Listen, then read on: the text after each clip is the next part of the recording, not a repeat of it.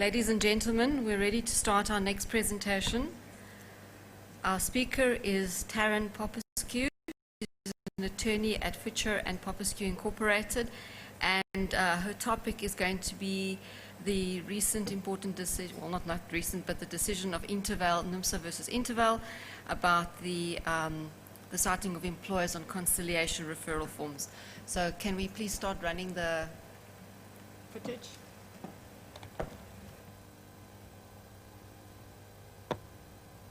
Good afternoon. It is such a pleasure to be presenting at SASLAW's 23rd annual conference.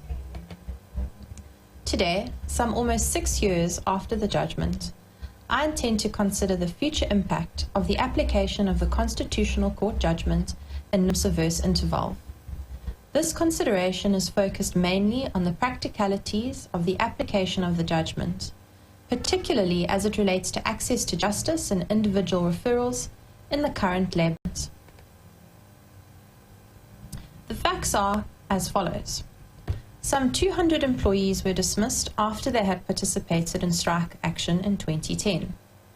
NUMSA, on their behalf, had referred an unfair dismissal dispute against the first respondent, Steinmiller, to the Bargaining Council for conciliation. At conciliation, Steinmiller raised the point that it was not the employer of some of the dismissed employees. The dismissal dispute was ultimately referred to the Labour Court for adjudication.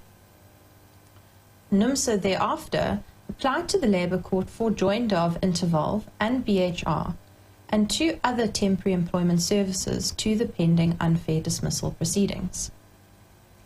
Intervalve and BHR opposed the application on the basis that joinder was not appropriate at that stage, as conciliation had already taken place and neither entity was cited as a party on the initial referral form.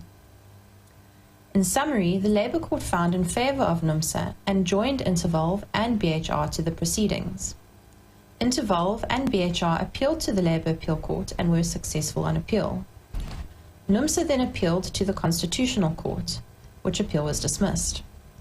In the appeal, NUMSA argued, amongst other things, that it had substantially complied with the provisions of Section 191 of the LRA. There are various relevant legal and factual issues which were dealt with by the Constitutional Court in coming to its decision. However, for the purpose of this presentation, I intend to focus on the ultimate majority decision of the Constitutional Court and the practical factual matrix which applied to the employees at that time. The basic facts were as follows. Intervalve and BHR were the employers of some of the dismissed employees. They were also engineering companies in the same group of companies as Steinmiller. They shared the same premises with Steinmiller. They manufactured different components for the same products as Steinmiller. They shared the same human resources services and were represented by the same member of management as Steinmiller. They shared the same payroll administration, purchasing of materials, quality control, which was externally serviced, and heat treatments. The shared HR services maintained a single employee record for all 3 employers. In the manufacturing process, certain supervisors perform management functions with no distinction as to which employees were employed by which entity. Some documents in the record even reflected these interconnections by referring to the companies collectively as the Steinmiller Group of companies. NUMSA alleged that several employees were transferred between the 3 companies at various times without one contract being terminated and a new one being signed. The strike occurred at the shared premises in Pretoria, and from the employer side, it was handled by the shared HR services, which communicated with the employees through correspondence signed by the same person designated simply as General Manager. Letterheads bore the names of Steinmiller, Intervalve and BHR, as well as another entity, KOG, which was not a party to the proceedings. All of the employees were dismissed for participation in the same strike. They were dismissed pursuant to collective disciplinary procedures handled by the shared HR services of Steinmiller, BHR and Intervalve. Identical letters of dismissal bearing the logos of Steinmiller, Intervalve and KOG were prepared by the shared HR services and signed by the same person as Managing Director, who in fact was the CEO of the holding company. Those employees who were re-employed without distinction as to their employer. The referral to conciliation, however, cited only Steinmuller, but was served on the shared HR services. At the conciliation, Steinmuller was represented by its HR manager and an attorney. The very same attorney represented Intervalve and BHR in opposing the joinder application at Labour Court. Steinmuller did not, at conciliation, according to NUMSA, provide a list indicating which employees were employed by which employer. At the Constitutional Court, NUMSA raised a number of issues on appeal, but what is relevant for the purposes of this discussion is that, firstly, NUMSA contended that the plain meaning of Section 191 of the LRA was that only the dispute itself needed to be referred to conciliation. As such, a referral did not need to mention every employer involved in it, and additional employers could be joined later in proceedings.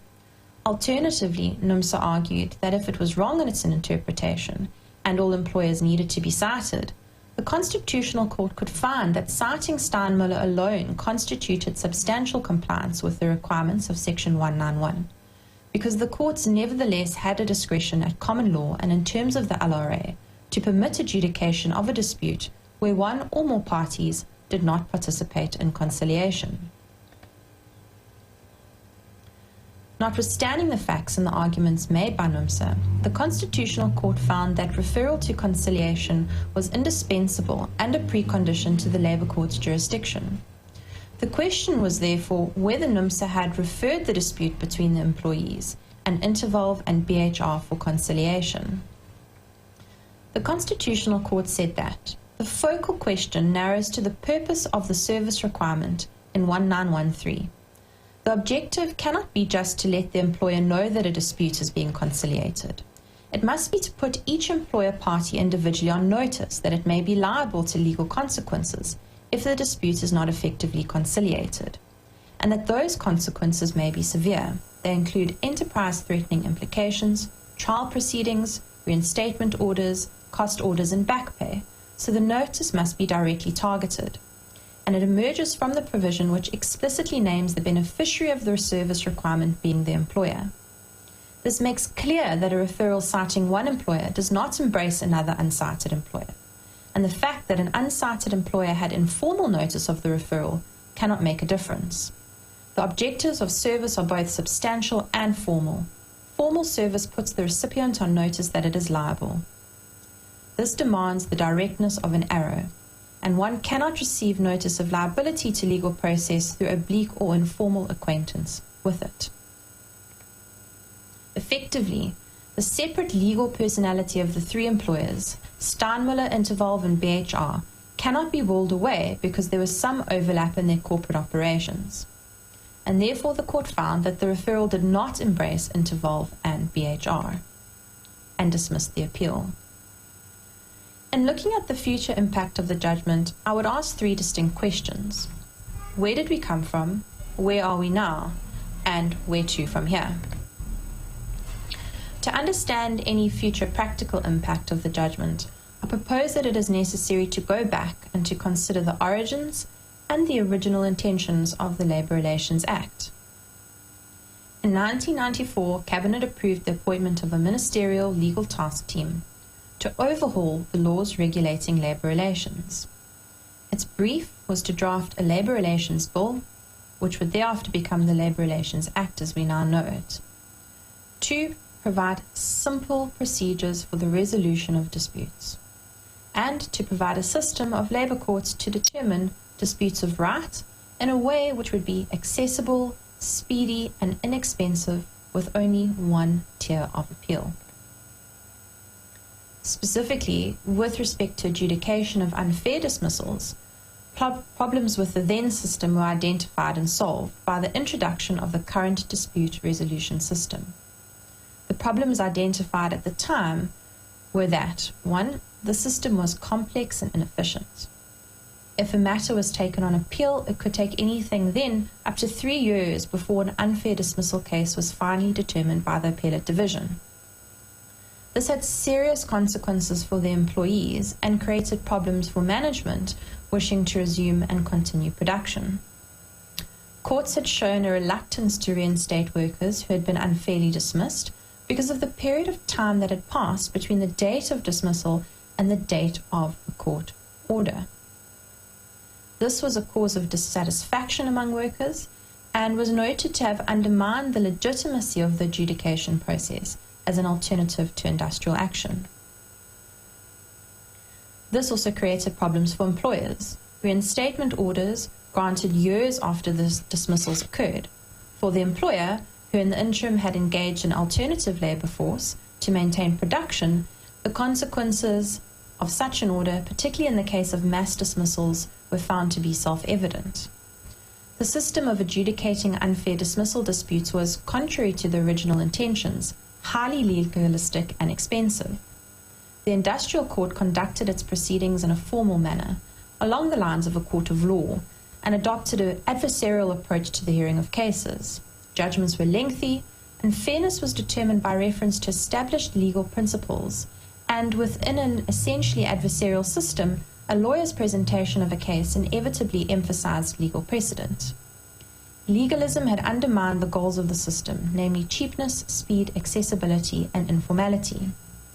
Common law perceptions of natural justice, rather than industrial relations-based equity, had become the standard by which fairness was assessed. The solution was then to create a system that introduced a major change concerning adjudicative structures. By providing for the determination of dismissal disputes by final and binding arbitration, the draft bill adopted a simple, quick, cheap, and non-legalistic approach to the adjudication of unfair dismissals. The main objective of the revised system was to achieve reinstatement as the primary remedy, and this was based on the desire not only to protect the rights of the individual workers, but to achieve the objects of industrial peace and reduce exorbitant costs. It was premised on the assumption that unless a credible, legitimate alternative process was provided for determining unfair dismissal disputes, workers would resort to industrial action in response to dismissal. In order for this alternative process to be credible and legitimate and to achieve the purpose of the legislation, it was identified that it must be cheap, accessible, quick, and informal. Appeals of arbitration awards were rejected as they were found to lead to records, lengthy proceedings, lawyers, legalism, delays, and high costs. Appeals were found to have a negative impact on reinstatement as a remedy, and without reinstatement as a primary remedy, the draft bill's prohibition of strikes in support of dismissal disputes would lose its legitimacy. Legal representation was noted as not being permitted generally, as lawyers were found to make the process legalistic and expensive. They were also responsible for delays, and allowing legal representation placed individual employees and small businesses at a disadvantage because of the cost. With respect to dispute resolution specifically, problems with the then system were noted as being that the existing statutory conciliation procedures were not user-friendly. Successful navigation through them required a sophistication and expertise beyond the reach of most individuals and small businesses. Errors made in the initiation of conciliation procedures were often fatal to an applicant's claim for relief. The merits of the dispute often got lost in a thicket of procedural technicalities. The task team noted that in order for conciliation and alternative dispute resolution to function effectively, it was essential that the primary thrust of procedures was to address the merits, and a failure to do so was noted to lead to workers and employers to resort to other methods to resolve disputes. The processes within the industrial court and appeals from the industrial court to the LAC and then to the appellate division all resulted in lengthy delays in the resolution of disputes in an area where speedy determination of disputes was found to be at a premium. The solution was then the creation of the CCMA and the Labour Court, with the following being noted. Promptness is built into the draft bill's model of dispute settlement.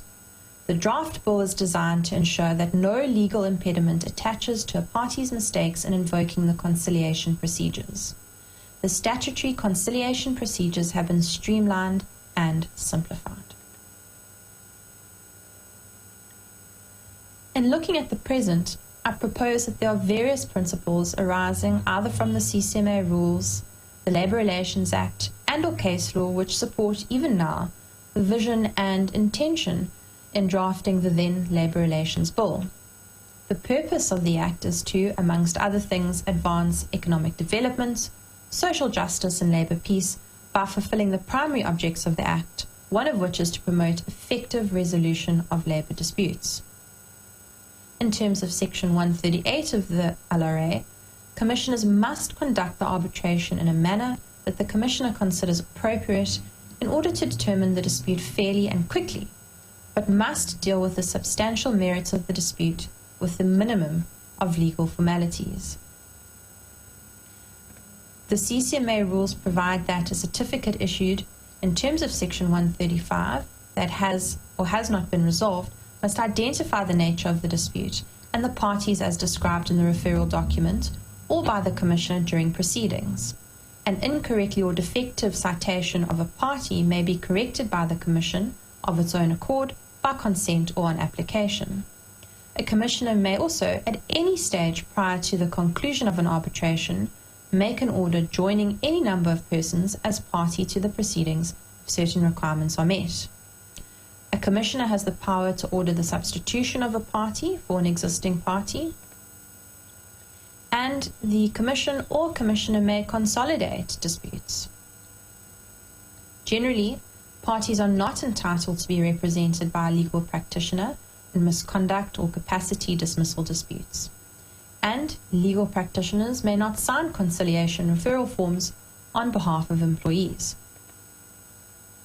In terms of the relevance of the conciliation referral form and the certificate of outcome in regards to the true nature of the dispute referred, the recent majority judgments in the Constitutional Court in September and others versus CCMA Business Enterprise is relevant.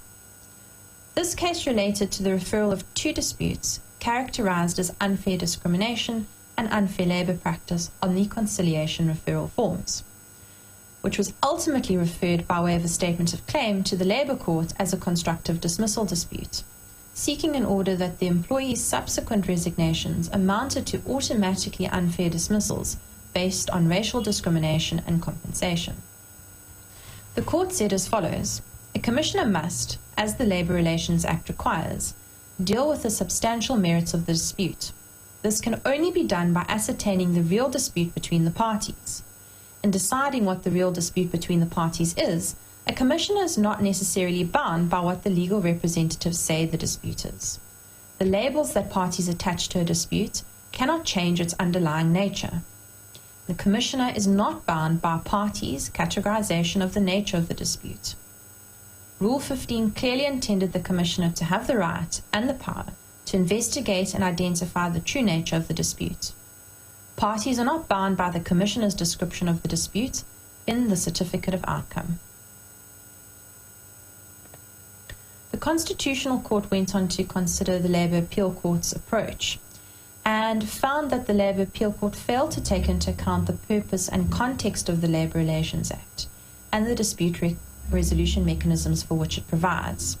By employing a narrowly textual or legalistic approach, the LAC could not have considered to achieve the objects, especially that this would not have led to the promotion of the effective resolution of the true labour dispute in this case. In addition to this legal framework, a consideration of the caseload of the CCMA, as well as the nature of the referrals and the individuals making such referrals, are relevant. As at 2013, statistically, the vast majority of disputes referred to the CCMA were individual cases, approximately 80%, with the annual number of total referrals increasing consistently. For the period 2003 to 2005, the majority of cases referred to conciliation were by low-paid workers, with 31% of referrals being made by workers earning less than R1,000 per month, and 90% by workers earning less than R5,000 per month. 52% of referrals were by low-skilled employees and only 11% by skilled workers. A empirical data shows a consistent increase in total national CCMA referrals over the years. In the 2018-2019 financial year, a total of 193,000 cases were referred to the CCMA in comparison to the preceding financial year. In addition, adult literacy, which is the percentage of people ages 15 and above who can read and write with understanding a short, simple statements about their everyday life, declined by 7% in 2017. In 2019, tertiary attainment in South Africa was the lowest across all OECD and partner countries, with the majority of the population having only an upper secondary or post-secondary non-tertiary qualification. Looking to the future, I asked the question whether continued application of the Intervalve judgment impedes access to justice in a labour relations context in South Africa, and whether it is necessary to reconsider this position in light of the practicalities of labour dispute resolution as it stands in 2020. Statistical evidence has shown an increasing caseload on dispute resolution forums. Therefore, what are the consequences of the requirement of re-referrals and condonation applications where a party was not properly or at all cited? Will this negatively impact on the caseload of dispute resolution forums and result in a duplication of procedures prior to determining the merits of the dispute? Is there a negative impact on employers and employees alike? Delays in final determination of the merits of the disputes and the effect on the primary remedy of reinstatement as identified in the explanatory memorandum. The inability of the ordinary litigant to afford the level of legal assistance in order to comply with Section 191 as required by the court should be considered. The impact of literacy and education levels in South Africa on the ability of the ordinary lay employee to understand the concepts of juristic personalities and proper citation of juristic personalities. Does the judgment continue to meet the intentions of the Labour Relations Act to have a procedure which seeks, for all the reasons dealt with before, to limit legal representation and legal practitioners signing forms, but seems to require a similar level of legal knowledge in respect of the citation of parties? Is it reconcilable with the more recently confirmed decisions relating to the non-binding nature of the description of the dispute in both the referral form and the certificate of outcome? If a commissioner may determine the true nature of the dispute, or even a judge, should the inquiry not include the true identity of the employer party? Is a continued application open to abuse by the reliance on technicalities to avoid the true purpose of the entire dispute resolution mechanism, which is effectively to determine whether a dismissal was substantively and/or procedurally unfair and to provide appropriate redress? Implementation of complex structures to potentially avoid obligations by employers. Is it reconcilable with the intent of the LRA as set out in the explanatory memorandum to the Labour Relations Bill? Does it remain reconcilable with the procedures of joinder, substitution and/or correction already contained in the rules, which may take place at any time before the conclusion of a hearing, and which in any event requires service of all documentation on the joined or substituted party? In this context, we could ask whether the mechanisms already set out in the rules and LRA serve to provide a solution, or is a new solution required to be found as an alternative to the dismissal of entire claims in the absence of the merits of the dispute being ventilated? A new solution could include the consideration of the test of substantial compliance as proposed by NUMSA. I also propose that it could include the consideration of the potential prejudice that a non-cited party may have suffered within the application for joinder or substitution, and the provision of redress within that application. For example, would the employer have settled the dispute had it been present at the conciliation? If a party had been properly joined to a dispute with sufficient time to prepare a case, and the answer to the question of settlement is no, is there any reason to not proceed with the arbitration and/or labour court process, where stated purpose of the citation per the Concourt is notice of the litigation and the consequences should the matter not settle? Could an order of costs in favour of the non-cited party cure any prejudice suffered? And could making provision for a second conciliation process to take place on the joinder, substitution, or citation correction at the election of the non-cited party resolve any prejudice suffered? Are there any questions?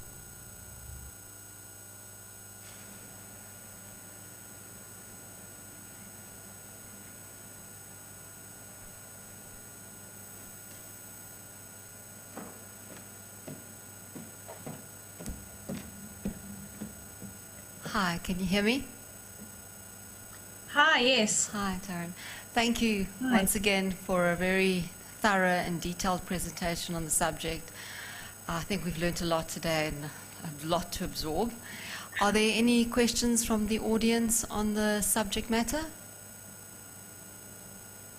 Oh, I think that you were thorough enough that all questions which we could possibly have been answered. Tarryn, thank you again for your time, and can we please give the panelists a hand? Thank you very much. Thank you. Have a good afternoon. Thanks, you too. Thanks.